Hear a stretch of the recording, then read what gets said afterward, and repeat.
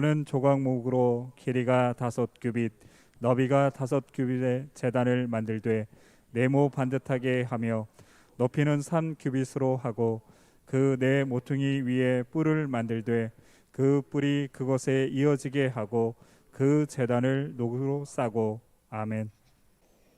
오늘 말씀의 제목은 성막 뜰에서입니다. 우리가 지난주 금요일부터 이 성막에 담겨 있는 영적인 의미를 살펴보고 있습니다. 성막은 하나님 만나는 길을 우리에게 알려주고 예수 그리스도가 누구신지에 대해서 우리에게 보여줍니다. 성막에 들어가기 위해서 성막 문을 통과해야 되는데 성막문의 특징 3가지 기억하시죠? 첫 번째는 성막의 문은 오직 하나였습니다. 동쪽에 하나만 있었어요. 구원에 이르는 문은 오직 하나라는 것이죠. 내가 곧 길이요 진리요 생명이니 나로 말미암지 않고는 아버지께로 올 자가 없느니라. 다른 이로서는 구원을 얻을 수 없나니 천하 인간의 구원을 얻을 만한 다른 이름을 우리에게 주신 일이 없음이니라.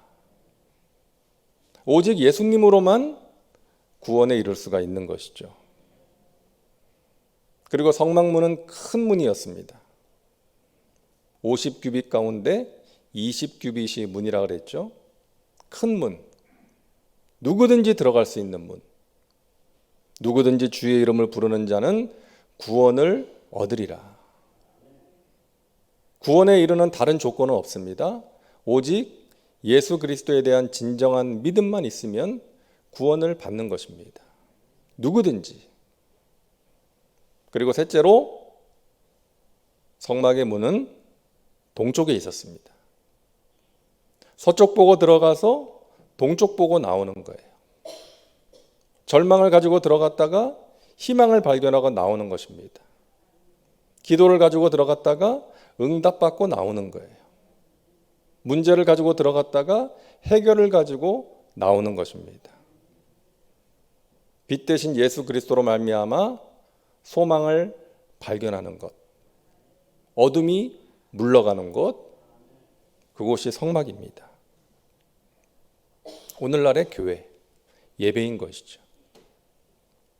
자, 그렇게 문으로 들어가면 성막의 뜰이 나옵니다. 그리고 제단을 만나게 돼요.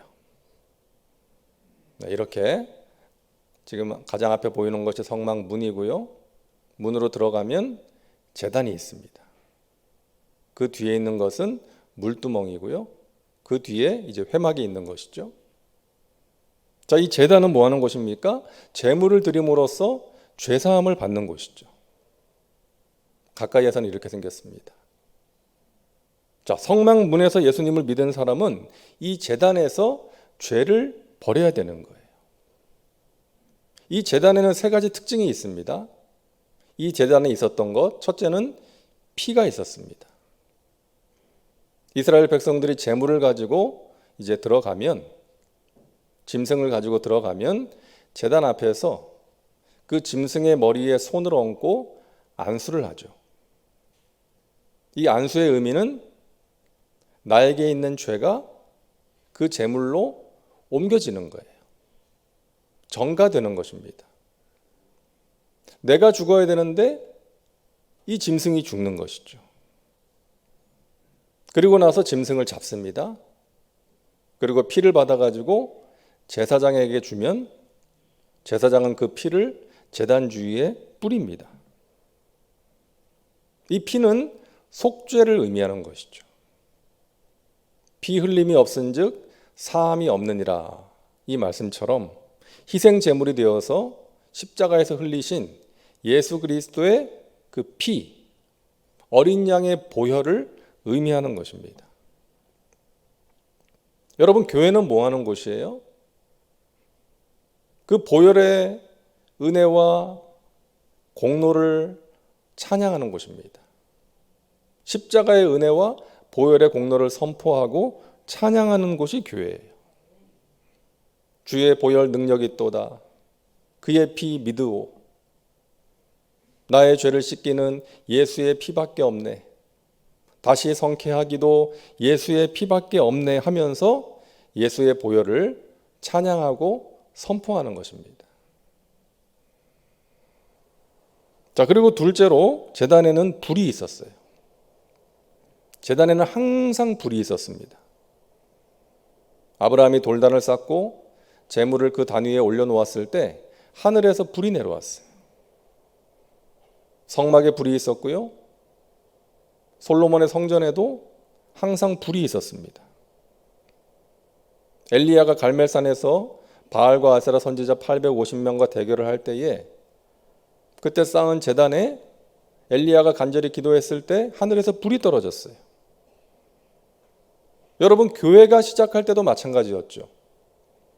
마가 다락방의 오순절날 120명의 문도들이 모여서 간절히 기도했을 때 불같은 성령이 임했습니다. 그것이 교회의 출발이었어요. 하나님께서는 성막의 제단에 불을 주시면서 이 불이 항상 꺼지지 않게 하라고 명령하셨습니다. 밤에도 낮에도 재물이 있을 때나 없을 때나 항상 꺼지지 않게 해라. 이동을 할 때에는 불 옮기는 그릇에 그 불씨를 담아서 이동을 했죠. 이 불은 하나님의 임재와 성령의 능력을 의미하는 것입니다. 우리 교회에 성령의 불이 꺼지지 말아야 돼요. 우리 각 사람의 심령에 성령의 불이 꺼지지 말아야 됩니다. 우리 예배가 성령 안에서 드리는 예배, 성령의 능력을 경험하는 예배가 되어야 하는 것입니다. 불이 있어야 됩니다. 냉랭해서는 안 됩니다. 뜨거워야 됩니다. 그리고 셋째로 뿔이 있었습니다. 첫째는 피가 있었고, 둘째는 불이 있었고, 셋째는 뿔이 있었어요. 제단의 네 모퉁이에 뿔을 만들게 하셨습니다. 이 뿔은 사람을 살리는 생명을 의미하는 거예요. 생명. 시편 18편 2절 말씀 우리 같이 읽겠습니다. 야훼는 나의 반석이시요 나의 요새시요 나를 건지시는 이시요 나의 하나님이시요 내가 그 안에 피할 나의 바위시요 나의 방패시요 나의 구원의 뿔이시요 나의 산성이시로다. 아멘. 하나님은 나의 구원의 뿔이시다. 영혼을 살리는 능력이 된다는 거예요. 여러분, 교회의 중요한 사명이 두 가지 있습니다. 첫째는 예수 믿지 않는 사람들을 예수 믿게 하는 거예요. 세상에서 방황하는 영혼들에게 예수 그리스도의 사랑과 은혜를 전해서 그들로 하여금 예수님을 믿도록 하는 것입니다. 교회는 유람선이 아니죠. 전투함이고요. 구조선이라고 할 수 있습니다. 마귀와의 영적인 전쟁을 통해서 물에 빠져 헤매는 사람들을 건져 올리는 곳이 교회예요. 살리는 곳이 교회예요. 그리고 또 한 가지 사명은 믿은 자들이 예수님을 닮아가는 것입니다. 예수 믿지 않는 사람들 예수 믿도록 하는 것, 그리고 이미 믿은 자들이 예수님 닮아가도록 하는 것, 이게 교회의 중요한 사명이에요. 우리 교회에 구원받는 사람들이 있는가? 구원받는 사람들이 날마다 더하고 있는가? 우리 교회에서 신앙생활 하시는 분들이 신앙생활을 하면 할수록, 세월이 가면 갈수록 예수님을 닮아가고 있는가? 그렇다면 건강한 교회이고 사명을 제대로 감당하고 있는 것입니다. 그러기 위해서 이 세 가지, 피와 불과 뿔이 있어야 돼요. 그리스도의 피가 흐르고 성령의 불이 임하고 영혼 구원의 열정을 가지고 세상에서 방황하는 영혼들을 건져내어 살리는 것이 교회입니다. 우리 교회가 그런 교회 되기를 간절히 바랍니다.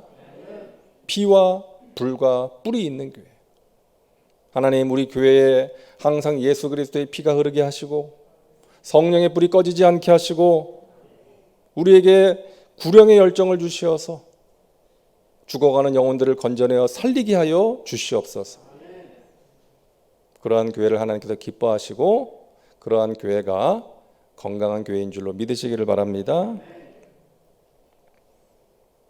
이 제단의 목적이 있습니다. 죄사함이죠. 구약시대에는 죄사함을 받기 위해서 짐승을 잡아서 피를 뿌리고 그 고기를 불에 태워야 됐어요. 하지만 오늘날은 죄사함 받기 위해서는 진정한 회개가 있으면 돼요. 예수 그리스도의 보혈의 공로를 의지해서 진정으로 회개하면 죄사함을 받는 것이죠. 이게 얼마나 감사한지 모르겠어요. 여러분, 우리가 구약시대에 살았으면 허구한 날 짐승 잡아야 돼요. 피비린내 맡아야 됩니다. 제사장이 잡는 게 아니에요. 직접 잡는 거예요. 죄사함 받는 사람이 재물 가져와서 직접 잡는 거예요. 제가 오래전에 군대 생활을 할 때 그 옆에 마을에 사셨던 이제 나이가 지긋하신 권사님이 이제 교회를 다니시는데, 군인 교회를, 어느 날 저한테 그러셨어요. 닭을 줄 테니까, 자기가 기르는 닭을 줄 테니까 맛있게 드시라고. 저는 그래서 잡아서 요리를 해서 주실 줄 알았어요. 근데 살아있는 닭을 가져온 거예요. 이거 잡아서 먹으래. 제가 닭을 잡아본 적이 있나요? 정말 기도 많이 했습니다. 그리고 군인 정신 가지고 아주 무식하게 잡았던 기억이 있습니다. 여러분, 우리가 구약시대 살았으면 그래야 되는 거예요. 짐승 잡고 피 흘려야 되는 거예요. 하지만 지금은 진정한 회개만 있으면, 예수 그리스도의 보혈의 공로를 의지해서 우리가 주님 앞에 나아가기만 하면 우리의 죄를 사해 주시는 거예요. 이게 얼마나 감사한지 모르겠습니다. 하나님은 우리에게 있는 죄 문제를 해결하라고 촉구하십니다. 너에게 있는 죄 문제를 해결해야 된다. 이 죄에 대한 설교는 전하는 자나 듣는 자 모두가 부담스러워요. 마음이 무거워지잖아요. 죄에 대한 이야기 들으면. 축복에 대한 메시지는 너무 좋잖아요. 축복에 대한 메시지를 전하면 막 아멘이 절로 나오죠. 하지만 이 죄에 대한 메시지는 무거워요. 부담스러워요. 하지만 성경에는 분명히 말씀하고 있습니다. 죄의 문제를 해결해야 된다. 그럴 때의 축복도 있다는 거예요. 여러분, 병든 사람한테 의사가 해야 될 일은 뭡니까? 당신에게 이런 병이 있습니다. 그 병을 고치기 위해서는 이렇게 해야 됩니다. 라고 이야기를 해주는 거죠. 그 사람한테 병이 있는데 당신은 건강합니다. 괜찮습니다. 평안하세요. 그런다면 그 무책임한 돌팔이 아니겠습니까? 여러분, 하나님께서는 우리에게 의와 평강과 희락을 주세요. 하늘의 신령한 복과 이 땅의 기름진 것들을 주세요. 그런데 그 이전에 분명하게 죄에 대해서 지적하시는 거예요.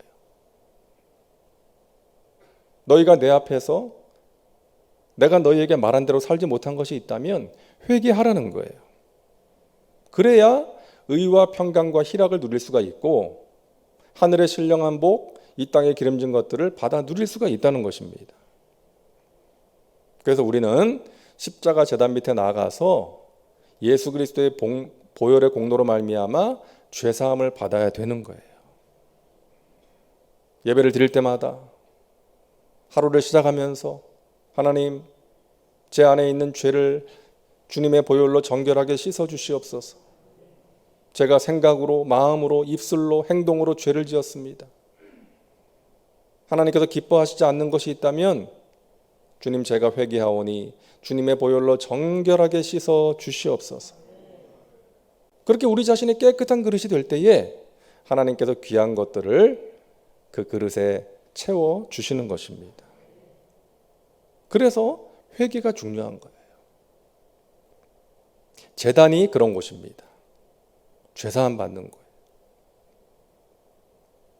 회개의 3요소가 있습니다. 진정한 회개는 무엇인가? 회개의 3요소 또는 3단계라고 할 수 있는데, 첫째는 죄를 깨닫는 것이죠. 여러분, 이 세상에는 두 종류의 사람이 있다고 그랬죠? 의인과 죄인이 있는 것이 아니라 자기 죄를 깨닫는 죄인과 깨닫지 못하는 죄인이 있다고 그랬습니다. 근데 깨닫는 것이 복이라는 것이죠. 너무나 귀한 복이에요. 내가 하는 생각이나 내가 하는 말이나 행동이 잘못된 것이 아니라 당연한 것이라고 생각을 하면 회개할 수가 없는 것이죠. 누구나 하는 것이라고 생각을 한다면 회개할 수가 없는 거 아니겠습니까? 그래서 깨닫는 게 은혜예요. 여러분, 다윗을 보세요. 어릴 때부터 하나님과 동행했어요. 하나님께서 함께 하시는 것을 여러 번 체험했어요. 아름다운 시를 지어서 하나님을 찬양했습니다. 그런데 한 여인을 보고 마음에 음욕을 품게 되었죠. 왕이 가진 권한을 가지고 그 여인을 왕궁으로 불러서 동침합니다. 그리고 보냈는데 그 여인이 임신을 했다는 기별을 듣게 돼요. 그거를 감추기 위해서 전쟁터에 나가 있는 밧세바의 남편 충성스러운 우리야를 불러옵니다. 특별 휴가를 줍니다. 자기 죄를 감추기 위해서였죠. 근데 그 부하가 얼마나 충성스러워요. 자신의 동료들과 부하들은 전쟁터에서 고생하고 있는데 어떻게 나만 집에 가서 편안한 밤을 보낼 수가 있느냐는 것이죠. 그래서 집에 가질 않았어요. 다윗의 계획이 실패한 것이죠.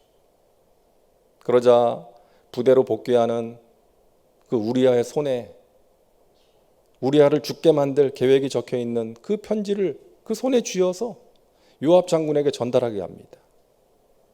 그렇게 우리아를 죽게 만들죠. 얼마나 무서운 죄예요. 다윗이 이런 죄를 지었다는 것도 놀랍지만 나단 선지자가 책망하기 전까지 스스로 깨닫고 회개하지 않았다는 것도 충격 아닙니까? 깨닫지를 못한 거예요.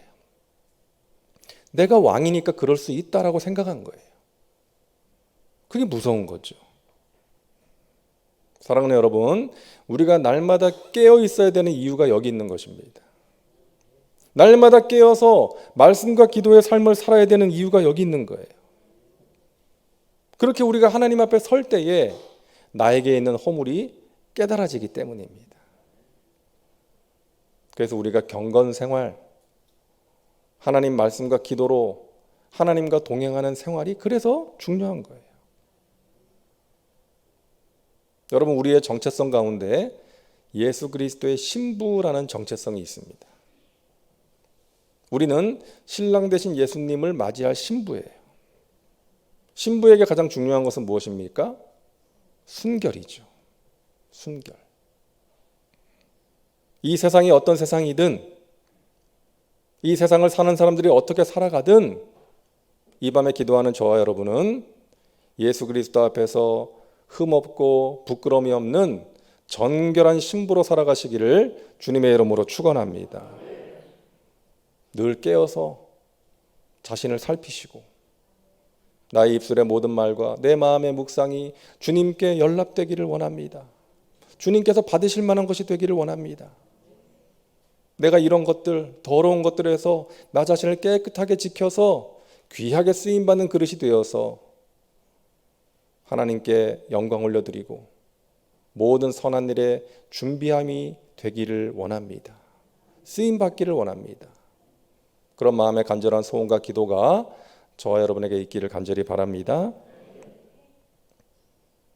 그리고 죄를 고백하는 것입니다. 죄를 깨닫고 고백하는 거예요. 다윗은 나단 선지자가 와서 죄를 책망했을 때 회개하죠.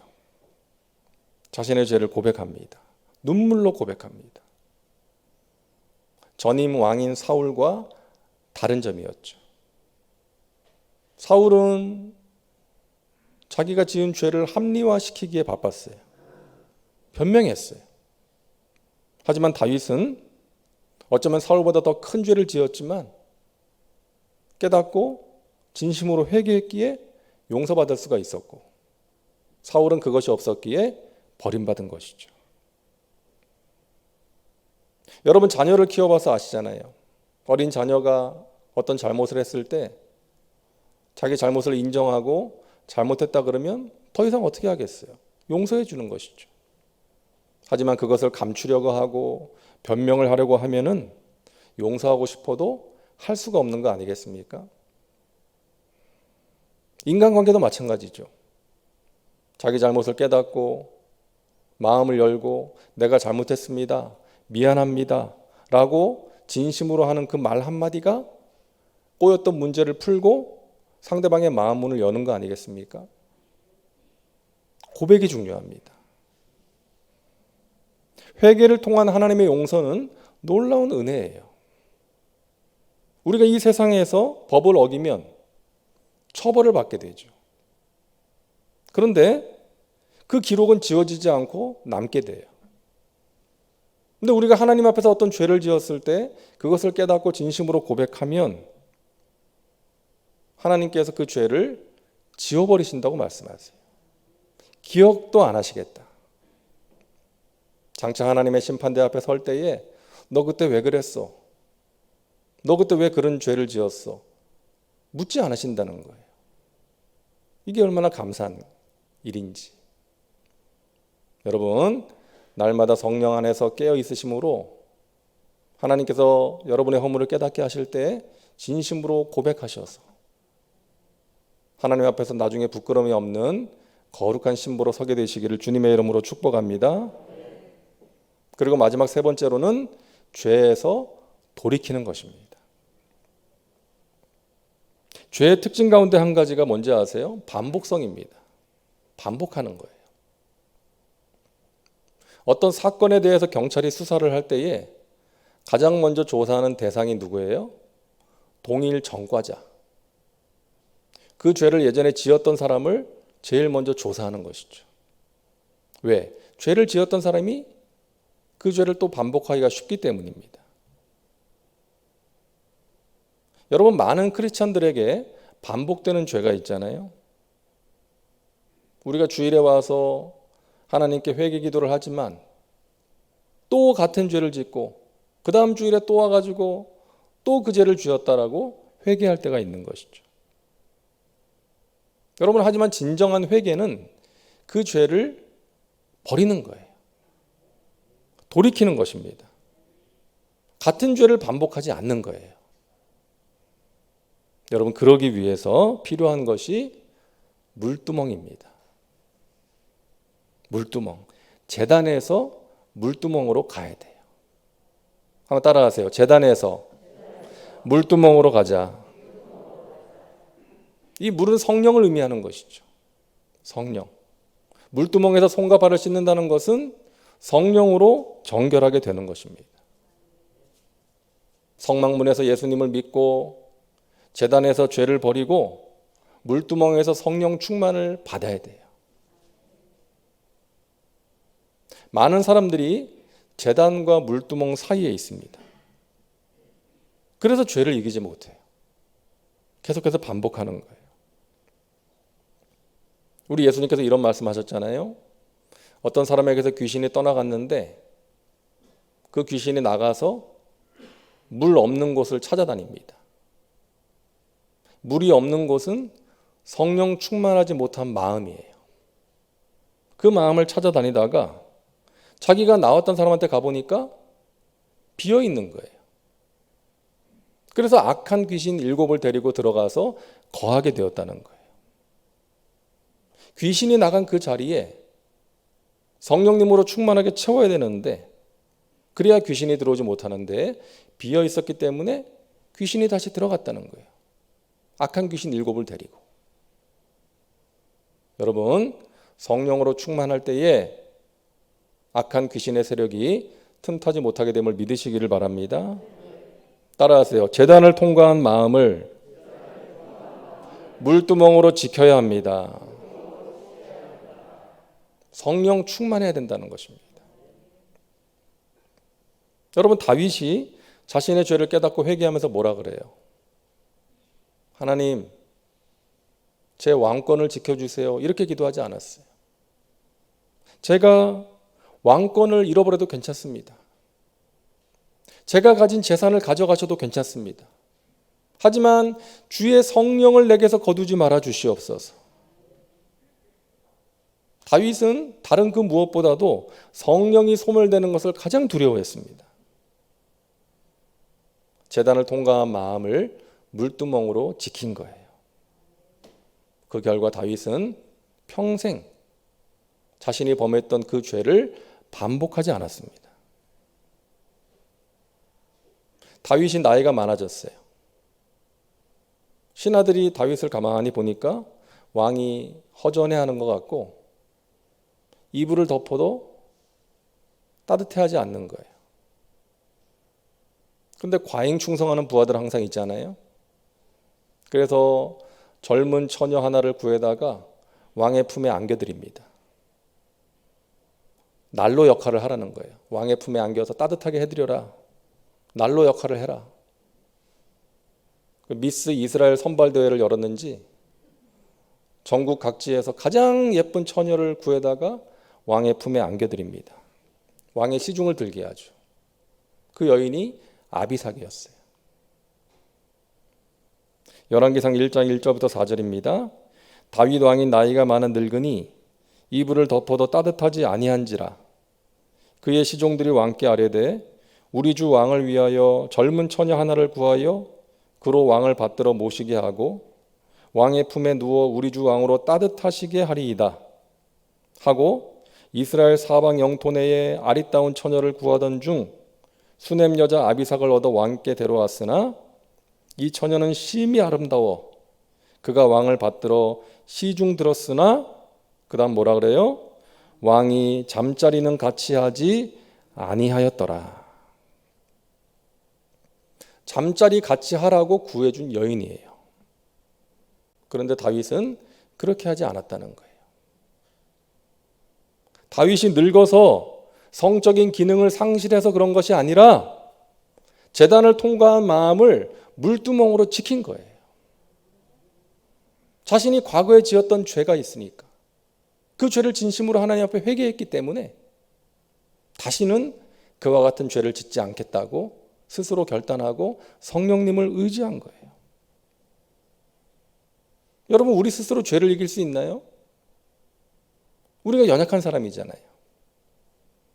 그래서 바울이 로마서 7장에서 탄식하잖아요. 오호라 나는 공고한 사람이로다. 이 사망의 몸에서 누가 나를 건져내랴. 내가 선을 행하기 원하는데 자꾸만 악을 행하는도다. 탄식하는 거죠. 근데 8장에서 뭐라 그럽니까? 우리 안에 하나님의 영이 거하시면 육신의 정욕을 이기는 삶을 살아갈 수가 있다. 이 모든 일에 우리를 사랑하시는 이로 말미암아 우리가 넉넉히 이기느니라. 넉넉히 이기느니라. 이 세상의 그 무엇도 우리를 하나님의 사랑에서 끊을 수 없기 때문에 우리는 그 하나님의 사랑 안에서 성령의 도우심과 능력으로 죄를 이기고 육신의 정욕을 이기고 하나님 기뻐하시는 복된 삶을 살아갈 수가 있습니다. 이렇게 고백하는 것이죠. 사랑하는 여러분, 저와 여러분에게 성령님이 계십니다. 성령님을 따라 행하심으로 육체의 욕심을 이겨내시기를 바랍니다. 성령 충만은 완료형이 아니라 진행형이에요. 날마다 순간마다 성령으로 충만함을 받아야 됩니다. 우리가 생명을 유지하기 위해서 심장이 계속 뛰어야 되는 것처럼 자전거를 탈 때 넘어지지 않기 위해서 페달을 계속 밟아야 되는 것처럼 우리가 매 순간 성령님을 의지하면서 살아갈 때에 성령님께서 우리의 마음과 생각을 지켜주시고 우리의 마음에서 불안과 염려와 두려움을 물리쳐 주시고 우리의 삶의 자리에서 하나님 기뻐하시는 승리의 삶을 살아갈 수 있도록 도와주실 줄 믿습니다. 이 밤에 기도하는 여러분에게 그와 같은 하나님의 은혜가 함께 하시기를 주님의 이름으로 축원합니다. 다시 한번 따라합니다. 성막문에서 예수 믿고 제단에서 죄를 버리고 물두멍에서 성령 받자. 기도합니다. 하나님 감사합니다. 오늘 이 밤에 저희들 하나님 앞에 불러주시오. 하나님 말씀 듣고 기도하게 하시니 감사합니다. 우리를 택하셔서 하나님의 자녀 삼아 주시고 하나님을 아버지라 부르며 하나님의 품 안에 거하게 하신 것 감사합니다. 날마다 우리가 죄사함 받기를 원합니다. 성령으로 정결하게 되기를 원합니다. 성령의 도우심과 능력으로 육체의 욕심을 이기고 우리 자신을 깨끗하게 지키기를 원합니다. 성령님, 우리를 붙들어 주시고 성령을 따라 행하게 하셔서 육체의 욕심을 이루지 않도록 인도하여 주시옵소서. 우리의 생각과 우리의 말과 우리의 행실이 주님의 기쁨이 되게 하시고 그러한 삶 가운데 부어주시는 하나님의 은혜와 신령한 복을 누리며 살아갈 수 있도록 인도하여 주시옵소서. 감사드리며 예수님의 이름으로 기도하옵나이다. 아멘.